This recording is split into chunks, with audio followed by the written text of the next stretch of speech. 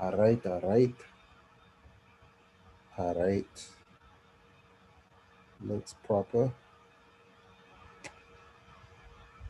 It's coming so far, coming proper. All right, and let me mute the sound. All right, let me mute that, and then let's go back to the chart. Okay, so cool, recording. But yeah, it is the higher high, higher low live indicator, and you want to make sure it's published by Lonesome the Blue. This is the one because there's some other ones too, but this is the one that you want to use right He has here. a newer one I saw too. Corey, I haven't checked it out yet. Huh? He has a newer version of it out too. Hmm. I'll I have to haven't check checked that it out. out. Yeah, I haven't played with it yet. I've seen it and I'm like, I wonder what's this about. I think it's only for the premium accounts. Yeah. And another cool thing you can associate with this because it's associated with the RSI. It's gonna tell you where your higher highs, your lows, and your higher lows are and your lower lows are. But inclusive with this, you get an additional signal when it is oversold or overbought. Like in this case, as you can see, this low is still red, but this particular low is green. That means that the difference between this low and this low is the fact that this low is not oversold, but this one is. This higher low is not oversold. So this would be a signal that it could possibly be reversing right here. Now you still want to use other things in order to determine whether or not you're going to actually take the trade or not. But that's an early signal that if I saw this on the 15-minute, I go to the 1 hour, I might get an indicator that, hey, I might be in a situation where I might need to consider buying. Just like over here, this high, this higher high versus this higher high right here, this one's oversold. I mean, overbought, right? But in this case, this one's not overbought. So if I was looking at this to like just solely using this indicator, this would tell me, hey, I may have a sales situation that's likely setting up, right?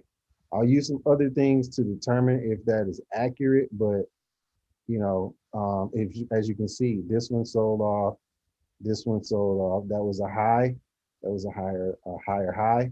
There was a lower high right here, and it sold off at each one of these points, right?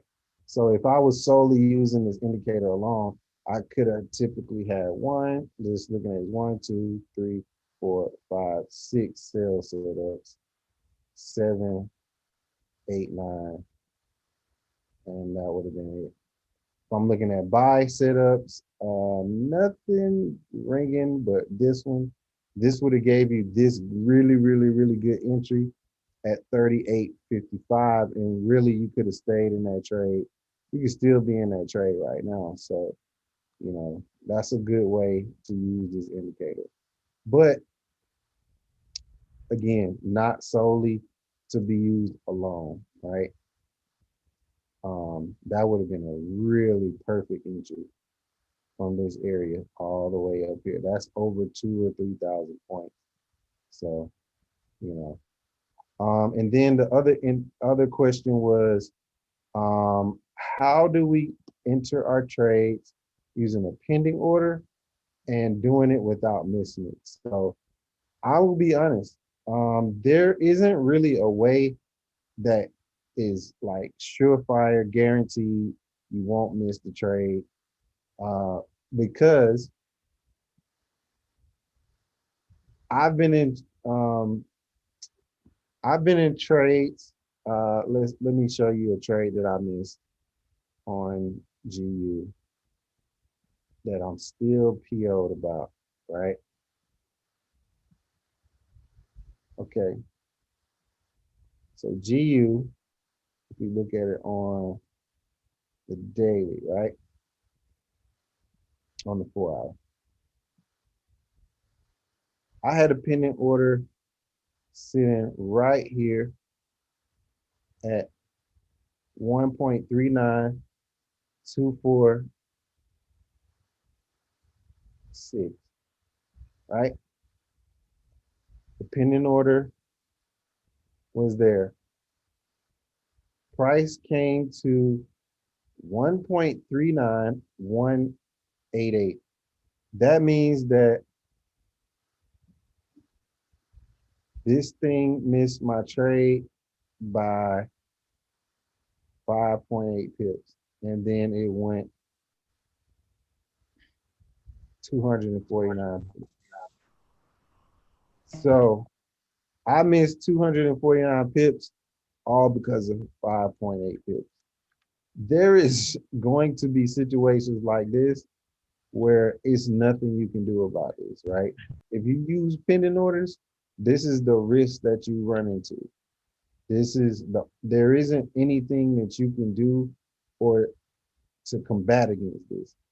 You didn't do anything wrong. If you put your pending order where you thought it was gonna be, then that's just the scenario you run into. Some people will wherever they think that they're gonna put their pending order, like maybe I thought I was gonna put it right here. I could have dropped it down a couple of pips and just gave that drawdown as as a and just dealt with that drawdown instead of trying to put it wherever I thought it would be, right? That's another way to work around that. Another thing is instead of using only pending orders, maybe you could put a pending order that's smaller just below or above, right? So if my entry was right here, maybe I'll put a pending order um, at this high right here once this wick been made right here. Or I'll put an alert right there. So if price comes back around here, then I'll get an alert to say that it's triggered again. But honestly, there's not really a 100% way to get around it. There's always going to be a situation where you're going to get your order missed, unless even if you're using alerts, there's still going to be a situation where you might miss your order. Means in this case, market execution is better than pending order, right? Yeah. And like that's why I recommended alerts, because you can get the alert and it'll just notify you that it's in the area that you wanted price to be a little, and you'll get the notification a little earlier. But the only problem with the problem that I run into with notifications and alerts is that I have too many. So they don't have the same value as they should, because I'm getting so many, and like honestly, I get so many alerts on my phone, on my laptop, till I go alert blind, right? Um, and I don't even remember some of the times that I have alerts, but the times what I would recommend is that when you do have your alert set up, right? Put something on your alert to let you know why you put the alert right there, right? So like in this case, this is an alert that I have on Ripple, right? Which I already activated. I knew I wasn't gonna catch this because I was out in an area without service. But if I had have been able to, look at the entry I would have got off of Ripple. Pretty much perfect entry, right? And this, even if I don't have this alert, what I did was I made sure I wrote down in the message what I was looking for. XRP crossing 1.17700, buy add on to Ripple here. right? Just like I got another alert right here telling me to do the same thing, right? So they're not just blank alerts, you know. There's a reason why there's, you know, a justification inside of the message to tell me why this alert is right here. So, and then another example is right here. Let me see. Um, let me see. Right here, right? Ripple, higher low, oversold, look for buy, pattern vector, right? So I'm telling myself what to do on this particular alert, right? So what I'm basically saying right here is if Ripple gives me a vector and it's a higher low and it's oversold, then I need to make sure that all of the news is adding up. And if it is, I know I'm probably going to be good to take a buy right there. So I know I can add on because I have a really, really large Ripple position, right? I've been buying Ripple um, back way back when it wasn't cool, you know. And I just been adding on the Ripple, adding on the Ripple. And a lot of times I don't even care what's the price is or what's going on with it. I just buy it every so often, right? And so same thing here, right? This was one of my recent notifications where if I had to put a pin in order right here, I would have been perfect. You know, I would have been great, but I didn't, and I missed that, and that's okay. So now, like here, I got another alert that's telling me what to do. So that'll be what you guys need to try to end up doing, right? Let me check. I was just Uh, about to ask you, did you catch the buy? was that I said, I'm about to ask you, did you catch the buy? I did, but I've been in the buy. I didn't catch the this buy this weekend. Did I you was catch the seller? I'm only looking for buyers on Ripple. I don't want to sell it at all. I just want to buy it. This is more long term, so I'm not. Yeah, exactly, Rob. Yeah, exactly, Rob. So what I do is, you know, when I'm buying like crypto, like let's say I'm gonna use, let's say the whole amount I want to put in on the currency is $1,000. Let's say I'm going to use 1,000, and I'll split that into 4 blocks, right? And I'll buy 250 here. Next time it dip, I'll buy another 250 there. Next time it dip, I'll buy another 250 until I got my whole $1,000 piece in, right? So every time I see that I get a dip, I just add on, add on, add on, and then another thing that I do is why you guys should consider building is whatever I get building from building, I just put it in crypto. So everything that I get from my payments from I Am Academy, I just leave it and get crypto with it. So that just is accumulating right there. So if you guys aren't building, that might be something else for you guys to consider um, as an option to build your crypto portfolio.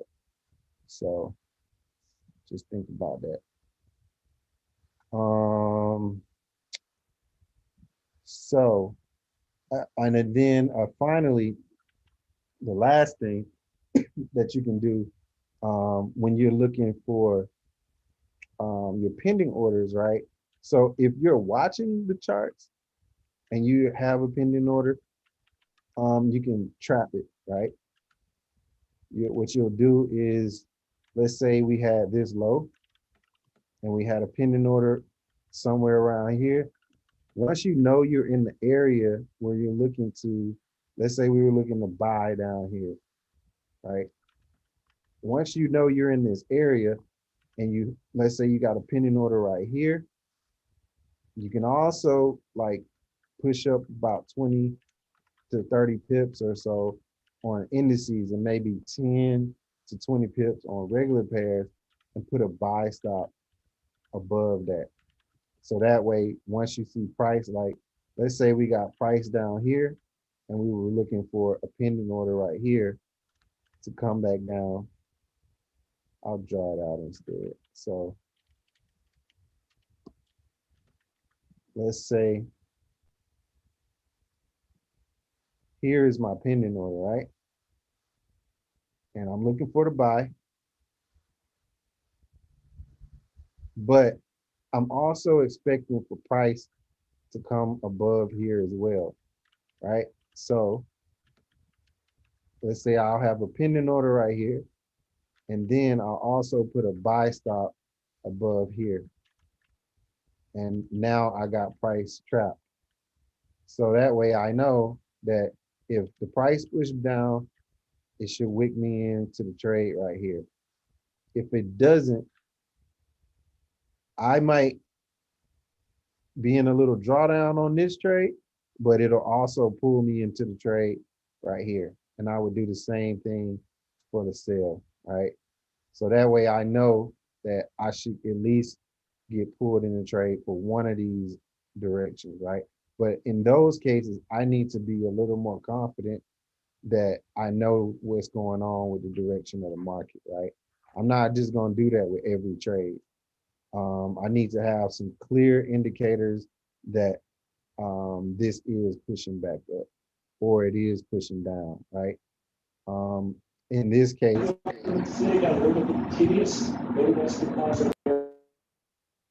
this would have been a good setup for this sale right here. Let me show you.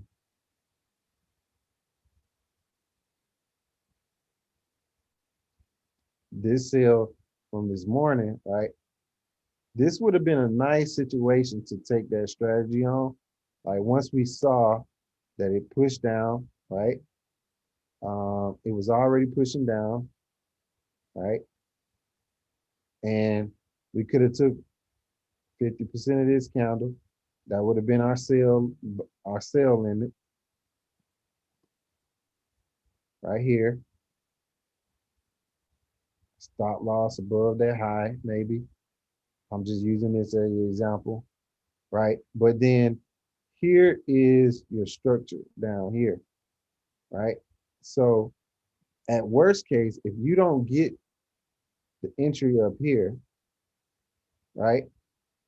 You know it's got to break structure. Your most recent structure is right here at these lows right here.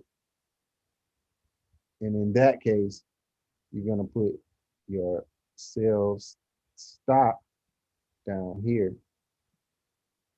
And you looking for it to come back down here, right? So that way, if you miss it up here, you still would have gotten it from at this breaker structure. And you would have had two opportunities to take the same trade. You would have had to give up a couple pips, but you know for sure that whenever structure is broken, that I know that I should be pulled in this trade. So that's another way you can take a look at that, right? Which, if you're gonna do it in this case, and you're just gonna leave, if you're just gonna leave this order sitting out, you probably want to do a reduced lot size, so that way you don't have to worry about being in drawdown or over leveraging or blowing up your account. So maybe you're gonna use half here, down here at the breaker structure, but up here you'll use a larger lot size here, right? So, and this will do two things for you, right?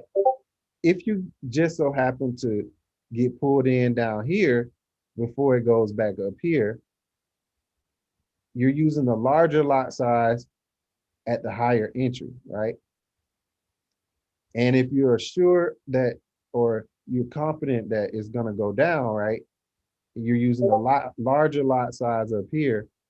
By the time you get back to your entry, you will be in profit.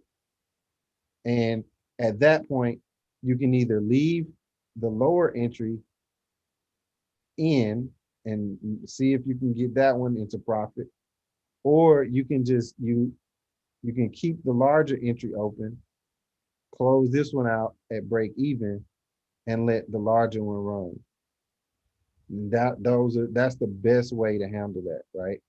And it takes patience. It takes patience.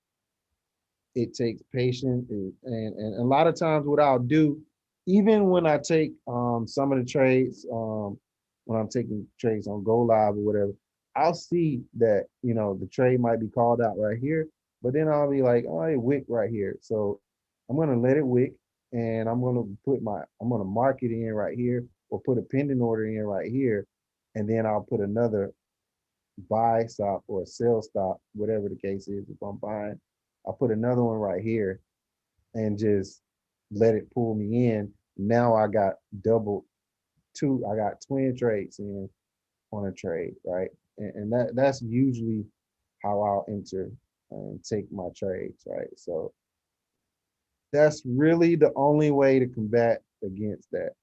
It sucks, I know, because you want to try to automate some of the stuff you do, but it is just no 100% perfect scenario as to how you can do it. Hey, Mike.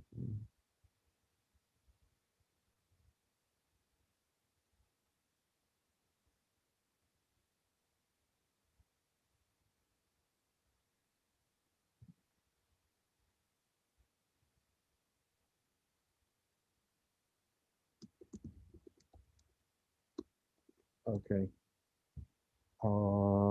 Let's see. No more questions? No more questions? No more questions. Already? Dang. Let me look through the chat. Okay. I guess we don't have any questions. All right. So, let me Somebody see. asked about indicator, whatever you use. The indicators that I use. Yeah, somebody asked that question. I don't know he is here or not. Um, I use indicators, but I use them, but I don't. And I know that's weird. But the main thing that I always have on my chart is this higher high, higher low indicator.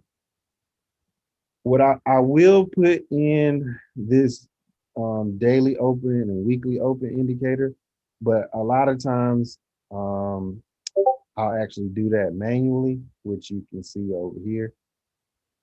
Um, so my trading style is a little different from some people.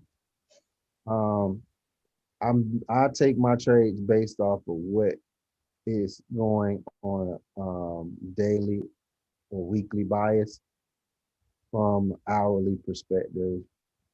So it's a little kind of in depth, kind of to understand at first, but I would just kind of go over it right quick. So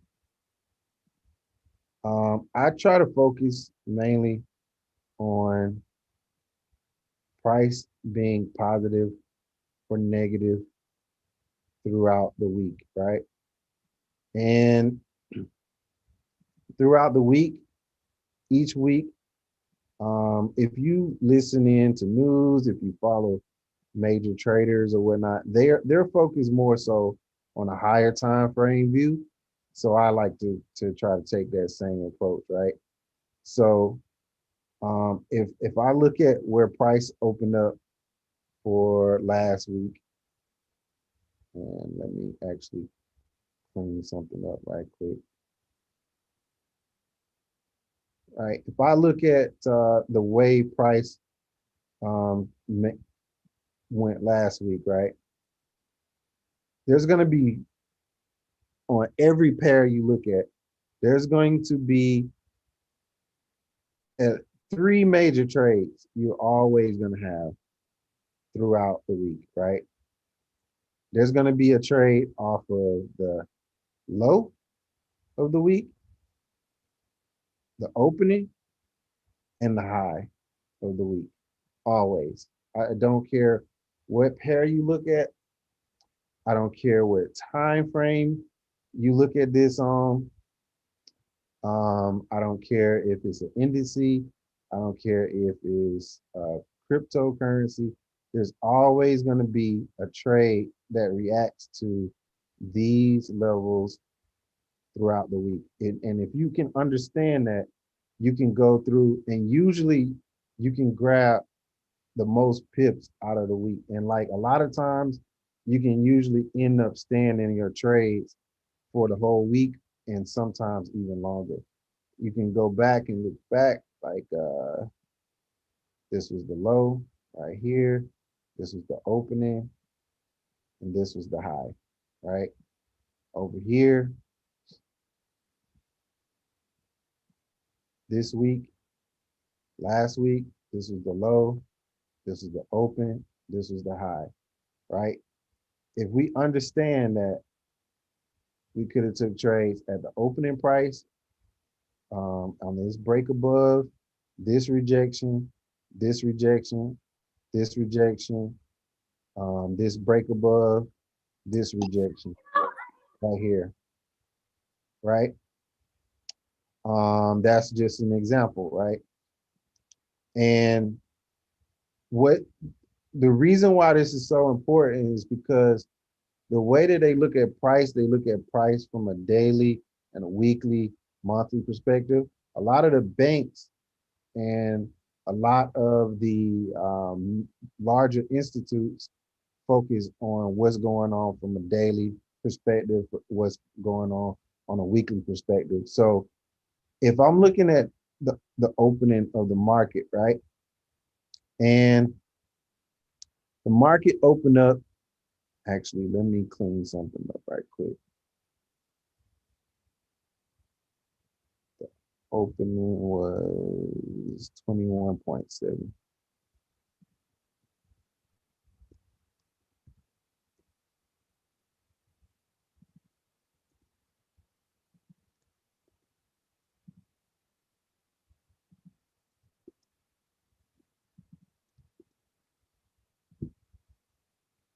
So if I am looking at the market and I'm considering how I want to trade the market, right? This will gauge, this one line right here will gauge whether I'm bullish or I'm bearish for the whole week, right?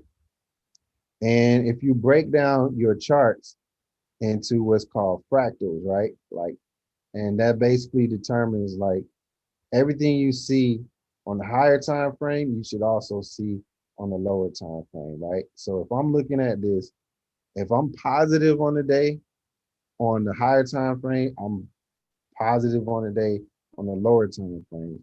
I might not be moving bullish or bearish at the moment, but if I know, like, if I'm here at this high on the higher time frame, we're looking at the 1 hour, right? And I know that we're bullish right now, right? But I know that we're coming down near the opening price of the week. That means that this is going to be a determining factor of where we see the market go for the rest of the week. I know if it trades below here, we're going to be bearish for the week, right? But if I go to the lower time frames and I see that it's respecting this level, we may hold positive for the rest of the week, which we did, right?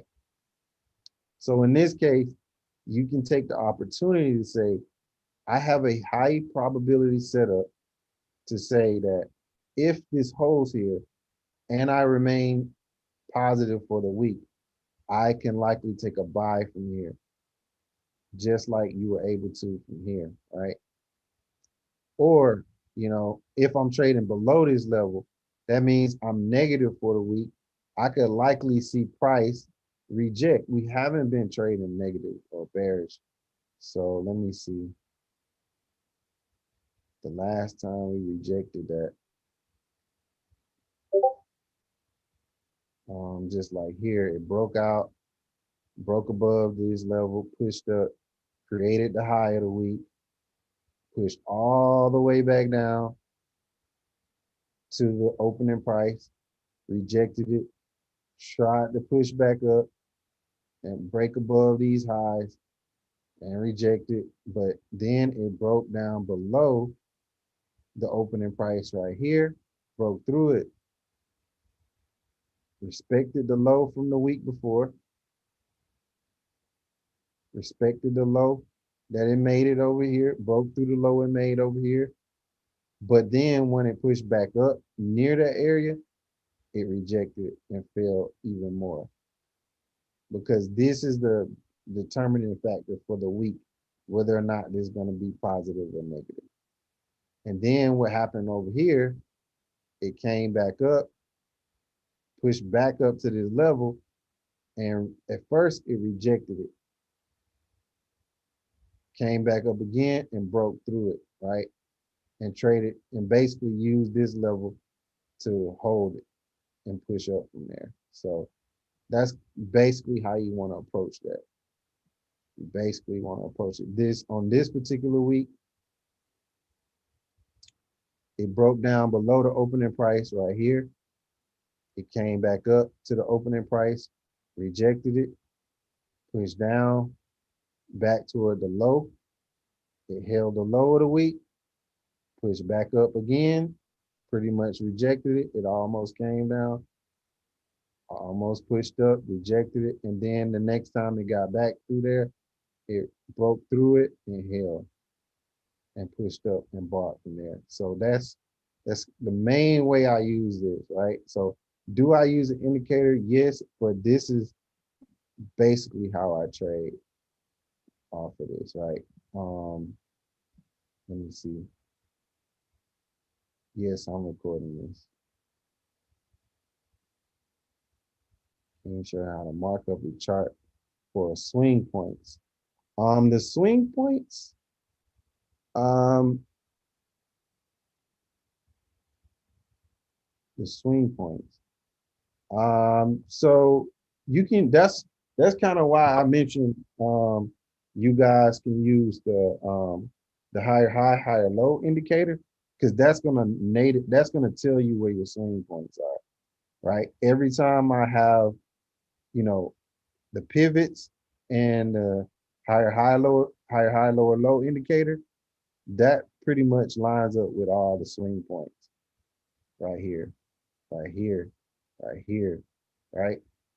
So that does it for you. So that's why that's another reason to add it, because it's gonna pretty much tell you where all of them are.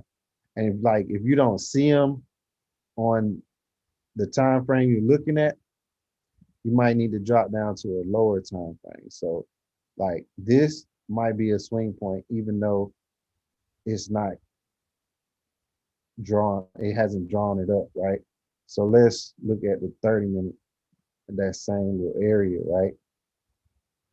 And there it is right there. It made it right here. So we got some equal lows right here. The swing point, higher low at 41.62, right?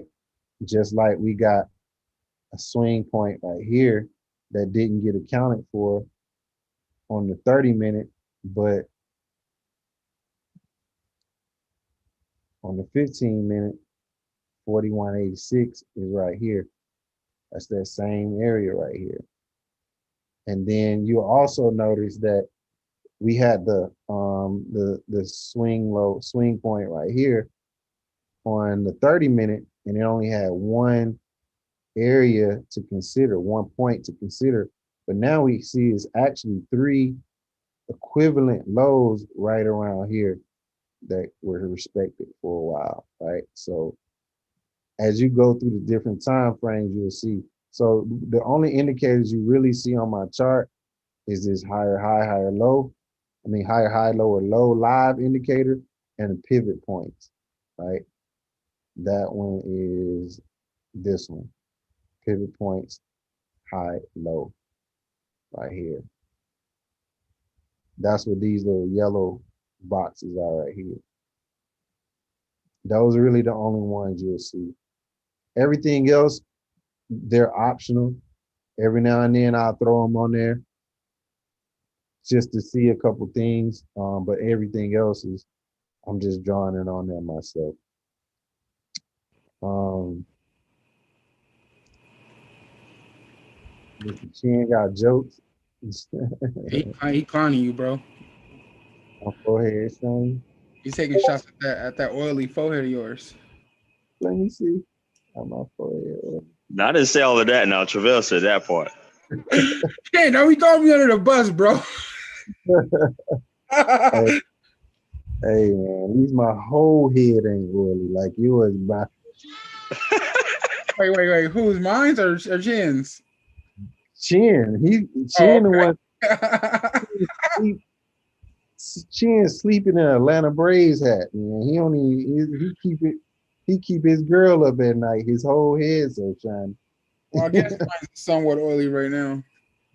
Chin keep Tree's whole head. Chin That got is true, by the way. Damn. See that? Chin See can't sleep that? with the silk sheets no more because his head's so That oily. man sleep with a do-rag on. Not because he got waves. Look at this. Man, it's fine. I just had to get some get back because you got on me that one time, man. Look like Look, I'm yeah. gonna just call out because I ain't start with Corey today because I ain't about to take it. head look like a fluorescent light bulb over there. Oh my God. Oh man. I look like I could find you in the recyclable section over there, man. Say what? The recycler section, dang. Your head look like I could take you to the recycling factory and get at least 15 cents. Whatever, man. Dang, 15, that's it. 15 cents, man. That's something. Sheesh. All right, man. Let's get back on track. Yeah, let's get back to the class. I just had to throw that in there. I don't know why Corey keep calling these indicators. Um, I like calling them Mike. because those not indicators for me. They don't indicate nothing really. Ain't telling me to buy or sell. Would you recommend only taking one entry if you have a small account? If you have a small account, there's two ways to look at it. Yes, I would only recommend taking one at a time, but depending on how small, like if I can only take one trade because I have like less than $100 or $100 account, then you don't have a choice but to take one at a time. But what I would focus on is taking, if you can, I would focus on taking multiple trades with smaller size so that I can get my 5% quicker, right? So maybe if I'm gonna take, maybe I would take a swing trade on 2 positions with really, really small sizes. And then, maybe I'm gonna take a larger size trade on a trade that I only plan on being in for a short amount of time, because swing trades will add up, and you can get into a swing trade that with a lot less angst. You don't have to be so worried about taking those trades. So in a lot of cases, because you got a lower lot size, so that means that you're not risking as much, but at the same time, it gives you a chance to prep for that trade, so you can make sure you're going in the right direction. But if you got a small account, like the best thing that I would do is I would not really try to mess with the indices too much. And if I do trade the indices, I would only focus on SPX. Bitcoin, you can trade Bitcoin, but I wouldn't probably, if I had a small account, I probably wouldn't use much more than a 0.01. unless I'm okay with losing whatever is in the account, because Bitcoin is wild. You know, it can do whatever it want to do, and Bitcoin is yeah, volatile. yeah, Bitcoin is too wild for a small account, and you could be putting yourself in some situations. Whereas,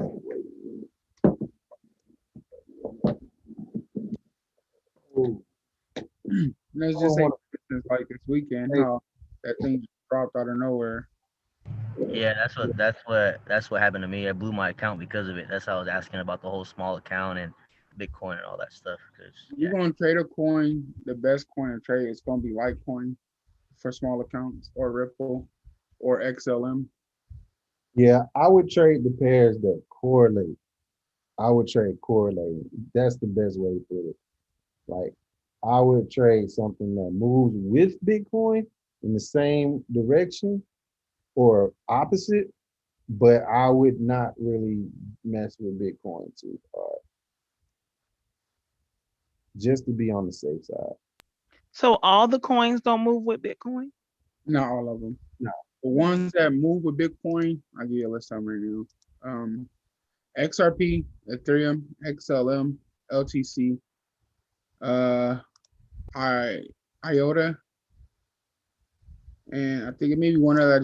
I haven't traded it yet, but those are the ones that all move with Bitcoin. So once again, it's Ripple, Ethereum, XLM, LTC. That's the bad guy.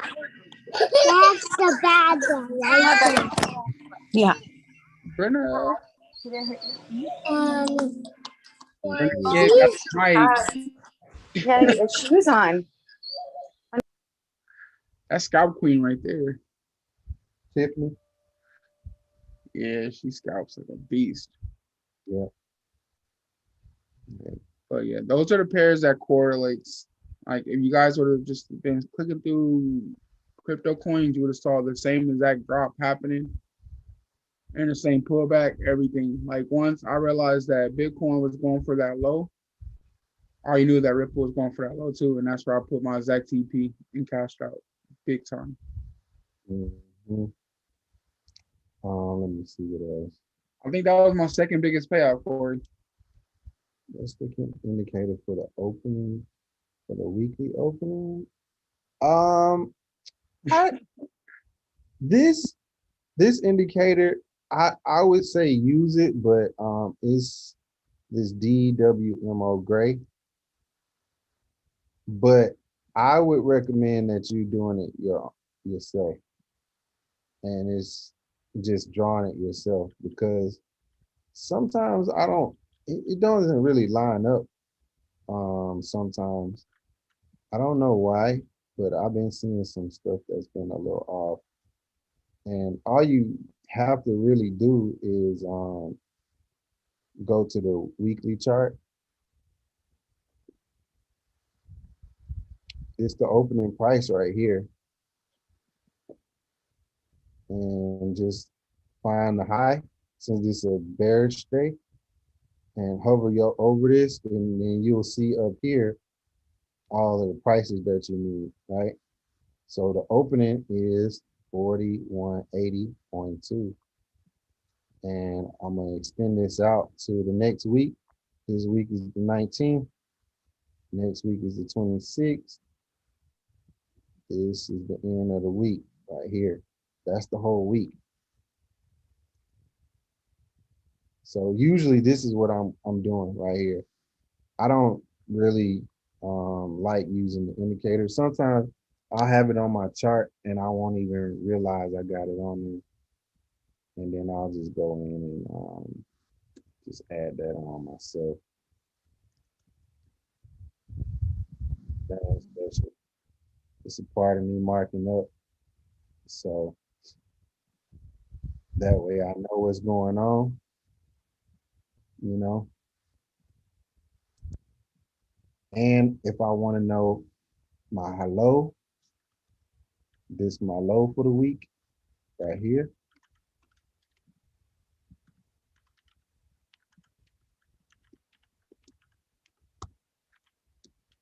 It was made on the 19th.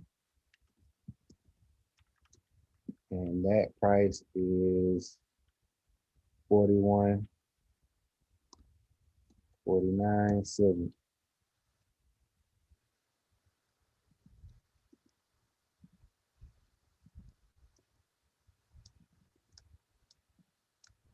I'm gonna copy this.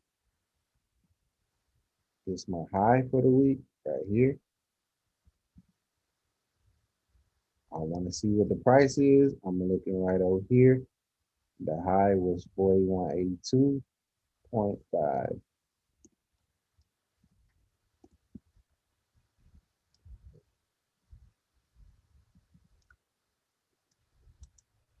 It's the high.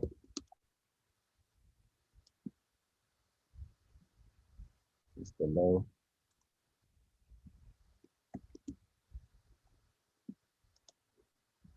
Right? And now when I go to the lower time frame, I already got everything I need already. You might have to adjust it. You're gonna have to adjust it as the week go on, but you know, that's cool. That's no problem. You're just gonna fix it as it go, you know. But this is how I'm usually doing it. I don't like really using the indicator. I notice sometimes it's a little off, um, so that way I just do it like this and get myself in the habit of finding out where that low and the high is on my own, and where the opening price is.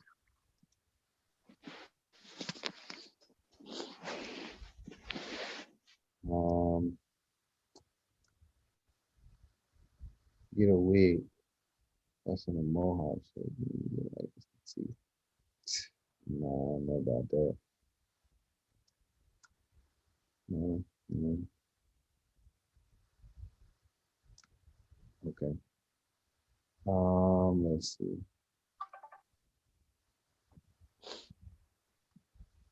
Okay, yeah, I think that is all the questions.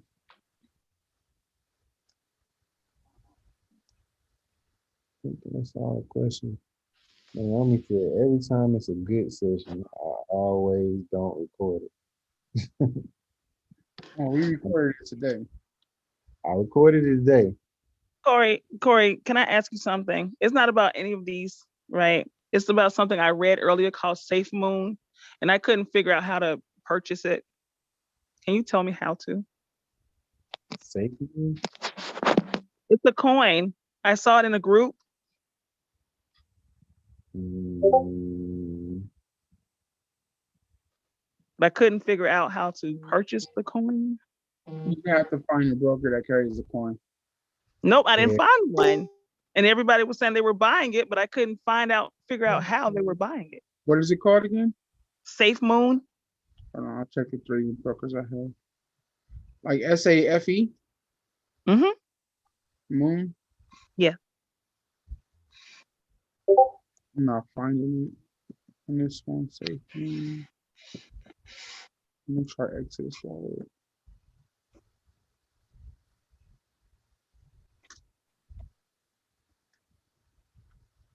No, let me back up the wallet.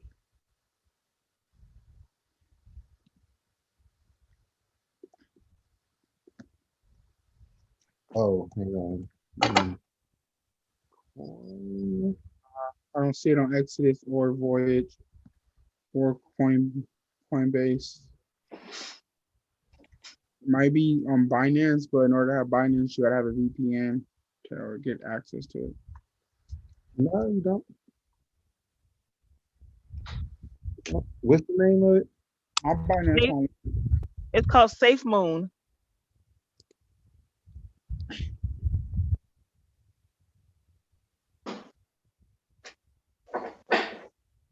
And if it's not one word, then it's definitely 2 because I saw all these people saying they were buying it. Where'd you see that at? Here you go. In the Facebook group. I knew it. Binance is the kind of the people that have it. Check this site, crypto coin market cap. Okay. It's on Binance.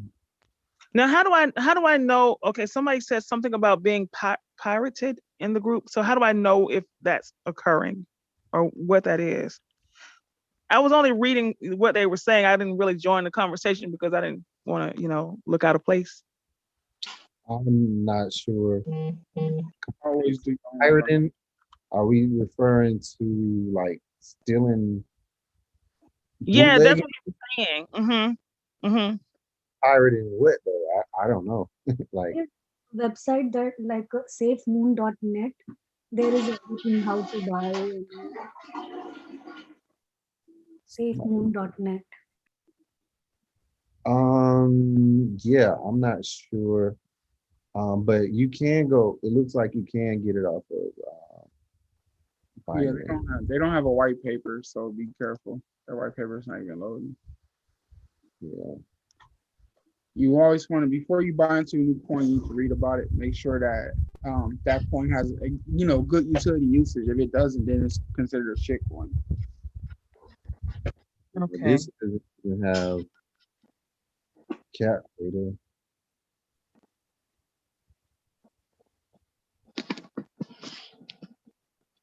So I only saw it either today or yesterday when they were saying that they were buying it and that it was the next major coin. I didn't want to miss out on the move. Who said this? It's in the group that I'm in on Facebook. I'll add you to it if you want me to. No. Corey would be in there correcting people. I mean, hey, if they, it's cheap, it is cheap. So there's nothing wrong with taking a chance on this. Yeah, I just couldn't figure out like why I couldn't find it. But I'm gonna try this. Thank you for calling. Please Okay. continue to hold for the next available agent. Yeah, the only place how you can buy it is Binance. Yeah, it's on Binance. So I would go ahead and look on Binance.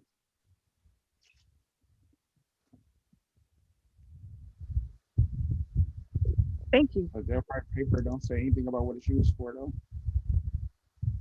Okay. Anything. So let's talk about what I'm looking for right now. I've had to, I'm trying to get back into trading mode, man, but I have been just out of it, man. I haven't really wanted to touch nothing. I just been wanting to enjoy this weather and all this good stuff out here, man. But I am looking for uh one of two things, right? On GU. We just blew through this order block right here on the 4 hour, and there is a high, relative high right here at 39.18. As it stands, I am looking for the dollar to continue to push down. And because of that, there's going to be two pairs that I'm looking at to continue to go up as the dollar goes down, and that's going to be GU and EU. So I will be looking to take a buy setup on one of these pairs, one or both of these pairs this week on EU and GU. But on GU, because we've had this, GU hit all of my targets on the trade I gave out last week, which that was beautiful. Before I talk about dollar or EU, I just want to go over this GU right quick. All the targets were hit on there, but there's two situations on GU. I'm going to be either looking for GU to push back down to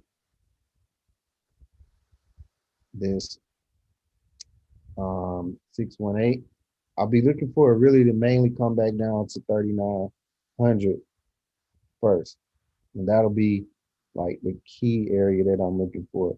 Because now that it broke above this and it took out this order block, I think it will hold that and use that as a means to continue up, right? So I'll be looking for it to push back down around this area and hold this area to continue to the upside.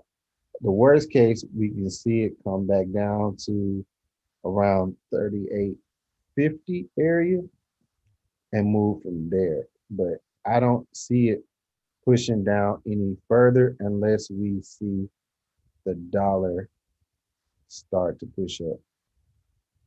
Now, EU, same thing.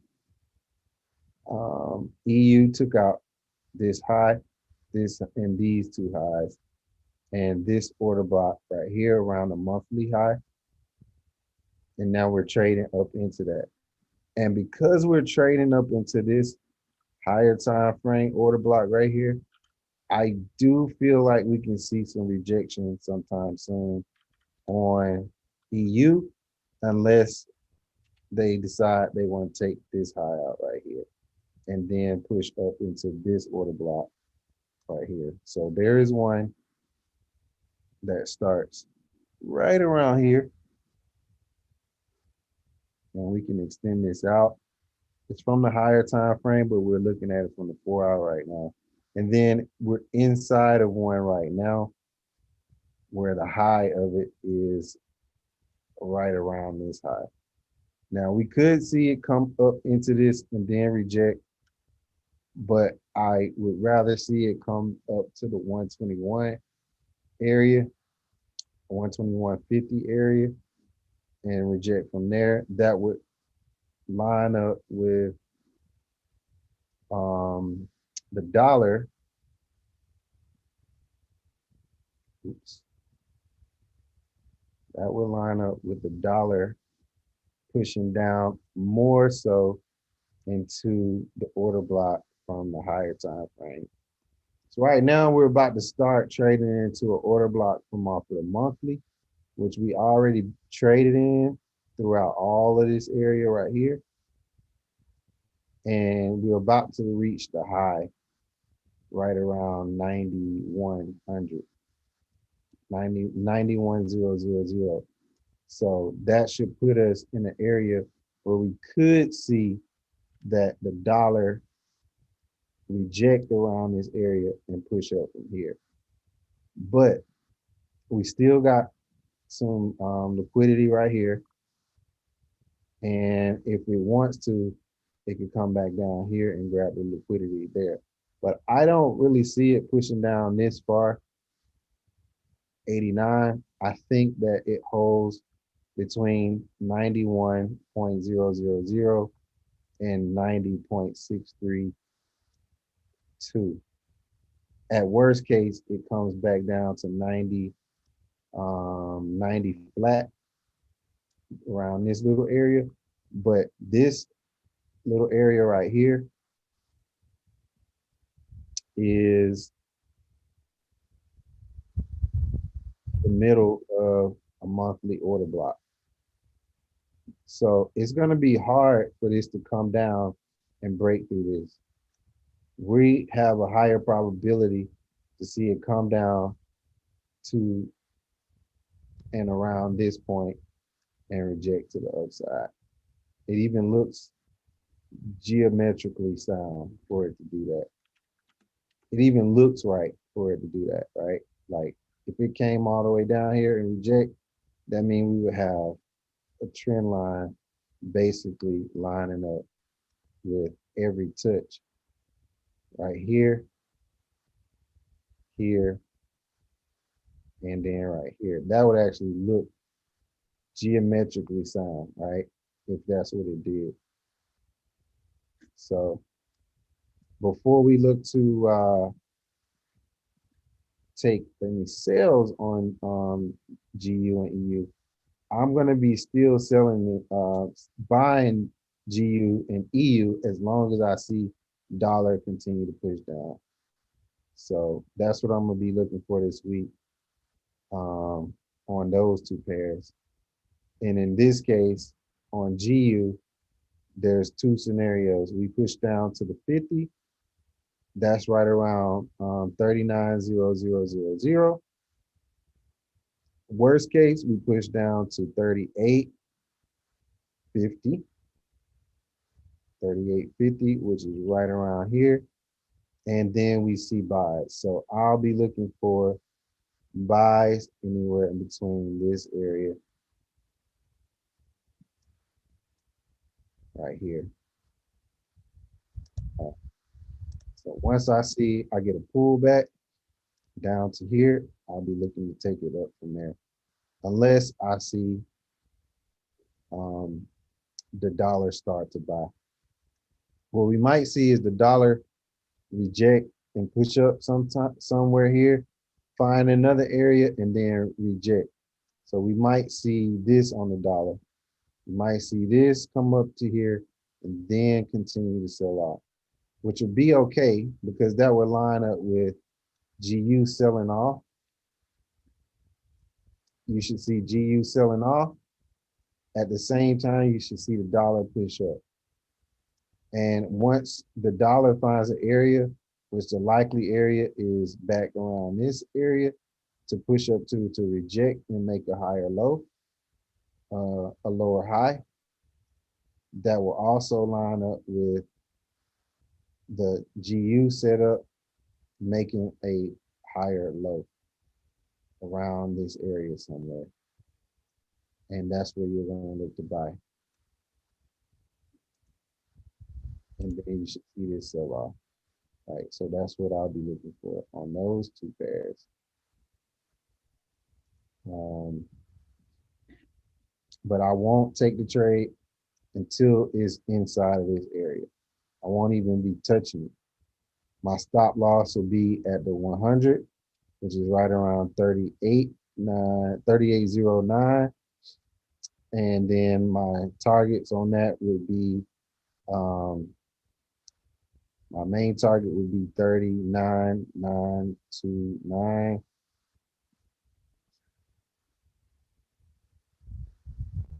$1.40, 1.40425, 1.41065, and then 1.4176. Those would be my targets.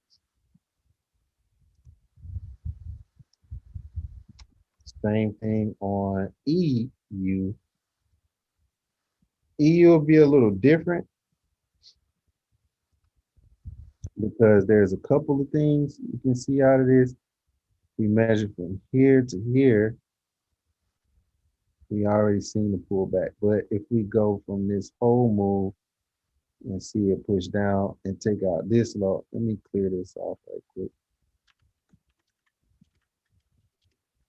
Got liquidity resting here. And then we got liquidity resting here. Now, it's a couple things we can see. We can see that it wants to take out this level and push back up to this high, or it take out this level and this level and come back down to here. It's a couple of scenarios you can see out of this, but for now, I'm just gonna wait until I see what dollar does.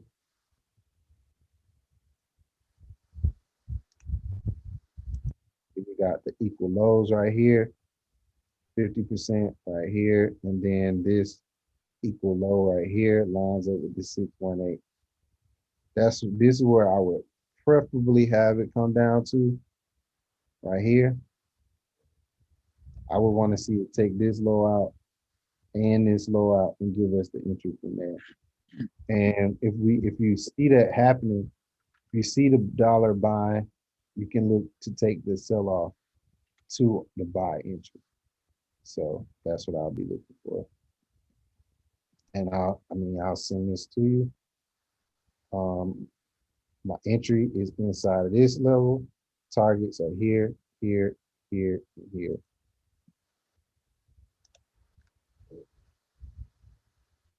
Same thing on GU. I'll be looking to enter inside of this level. This is my stop loss. Matter of fact, let me just make it clear. Entry starting here. Target here. Stop loss here.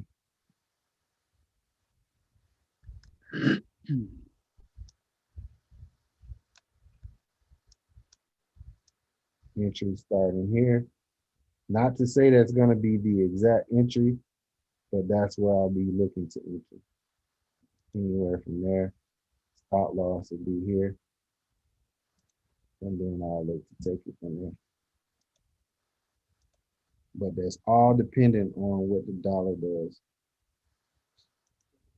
If the dollar want to play around, act crazy, then, you know, you got to do what you got to do. Let me check the chat right quick. This is just me dropping trades. Okay. It's probably about 5 trades so far.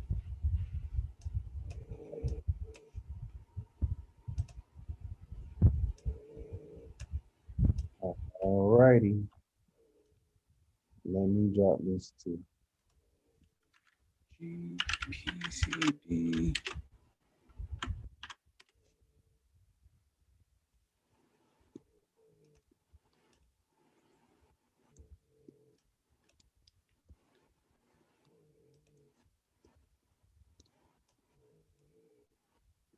She was snoring at the end of your class, right?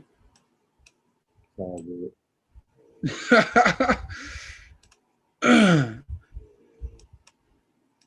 Okay. Okay.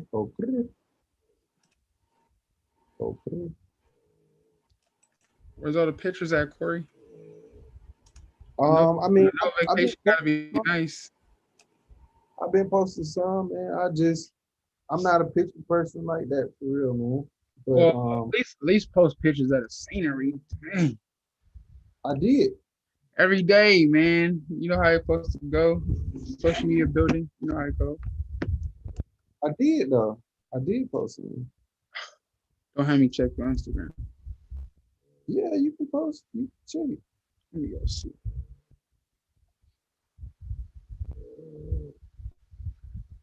When last time you posted? You posted yesterday. What happened to today?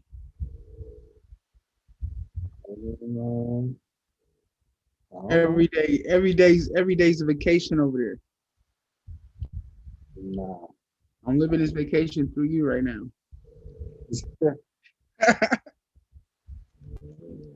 Oh, not a picture person, man.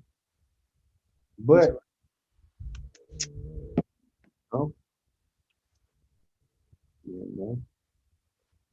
But all right, y'all. I appreciate y'all for hopping on, man. Isn't this live? Yeah. Is there no link to this, or did I miss it? Oh, that's what I was about to say. Let me get you the link. There you go. You got GDP Chef. You got GDP Cat. Corey's GU. EU. You guys got GJ. You guys got Gold. You guys got XRP.